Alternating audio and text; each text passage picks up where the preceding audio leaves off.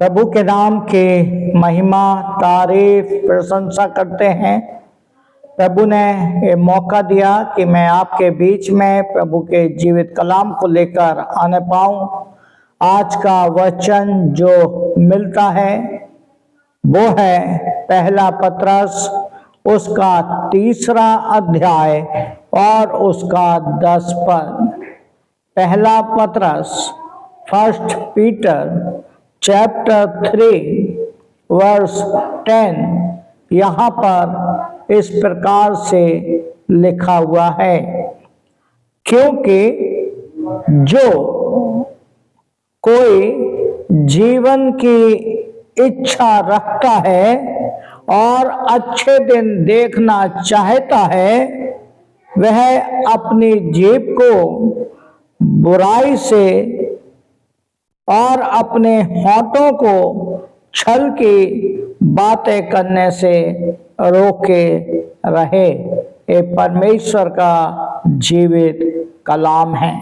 मेरे प्रियो, हर एक जन, हर एक मनुष्य जीवन की इच्छा चाहता है, दीर्घायु चाहता है, अच्छे दिन देखना चाहता है।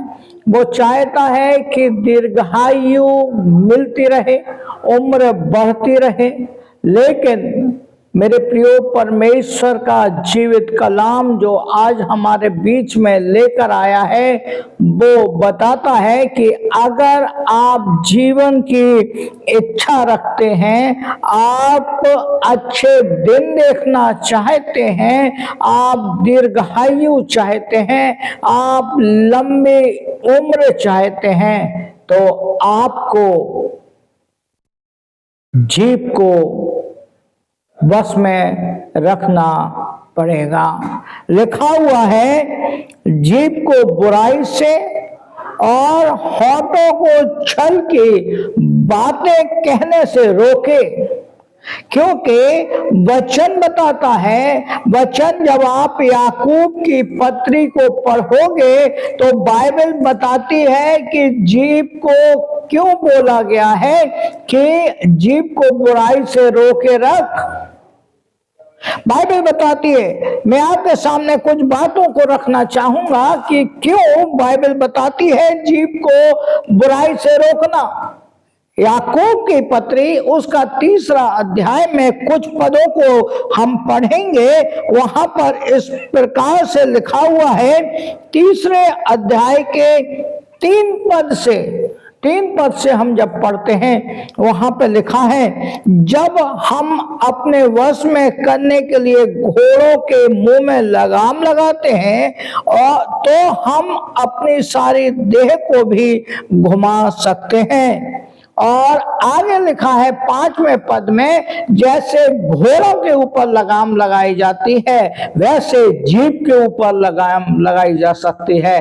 बाइबल बताती है इसी के 5वें पद में, 5वें पद को जब आप पढ़ोगे तो 5वें पद में लिखा हुआ है कि जीभ एक छोटा सा अंग है। जीभ एक छोटा सा अंग है और वो बड़ी बड़ी डींगे मारती है। और आगे जब आप पढ़ेंगे 6वें पद में तो लिखा हुआ है कि जीभ भी एक आग है। और उसी के आगे जब आप पढ़ेंगे तो लिखा है, जीभ हमारे अंगों में अधर्म का एक लोक है। और लिखा हुआ है कि जीभ को मनुष्य, लिखा है 8वें पद में, जीभ को मनुष्यों में से कोई वश में नहीं कर सकता। वह एक ऐसी बला है जो कभी नहीं रुकती है, वह एक प्राण नाशक विष है, तो उसे कौन करेगा। जीवन की इच्छा रखना चाहते हैं, दीर्घायु देखना चाहते हैं, लेकिन इसको हम अपने वश में नहीं कर सकते। बाइबल बताती है कि पहले पतरस में कि जब हम जीवन की इच्छा रखते हैं, दीर्घायु चाहते हैं, अच्छा दिन देखना चाहते हैं, तो हम अपनी जीभ को और अपने होंठ को छल की बात करने से रोकें। इसलिए भजन संहिता का लिखने वाला कहता है पहला अध्याय में, क्या ही धन्य है वह मनुष्य जो दुष्टों की युक्ति पर नहीं चलता और दुष्टों की युक्ति पर नहीं चलता और पापियों के मार्ग में नहीं खड़ा होता और ना ठट्टा करने वालों की मंडली में बैठता है।